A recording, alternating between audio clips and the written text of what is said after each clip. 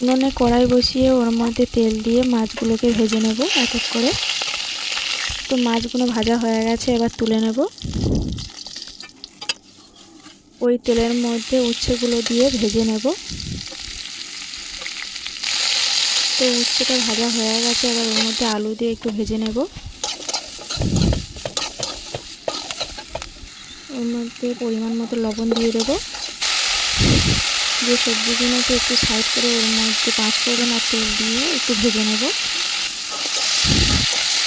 ভাজা হয়ে গেছে, এবার ওর মধ্যে হলুদ গুঁড়ো দিয়ে দেবো, লঙ্কার গুঁড়ো দিয়ে দেবো, দিয়ে একটু ভেজে নিয়ে ওর মধ্যে জল দিয়ে দেবো। তো জল দিয়ে এবার 5 থেকে 10 মিনিটের জন্য ঢাকা দিয়ে দেবো সিদ্ধ হওয়ার জন্য। তো এই যে ঢাকনা খুলে এবার দেখলাম আলুগুলোকে সিদ্ধ হয়ে গেছে। এবার ওর মধ্যে মাছগুলো, ভেজে রাখা মাছগুলো দিয়ে দেবো। একটু ফুটিয়ে নিয়ে ওর মধ্যে জিরে মরিচ বাটা দিয়ে দেবো। তো তরকারিটি কমপ্লিট হয়ে গেছে, এবার নামিয়ে নেব। তো ভিডিওটি যদি ভালো লেগে থাকে তো লাইক কমেন্ট শেয়ার করে দিও। আর সবাই সুস্থ ভালো থেকো, টাটা।